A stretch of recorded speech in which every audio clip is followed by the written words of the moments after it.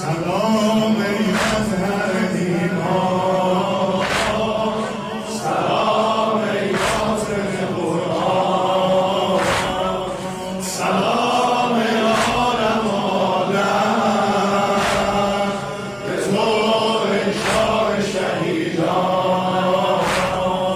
سلام عالم عالم به تو ای شاه شهیدان.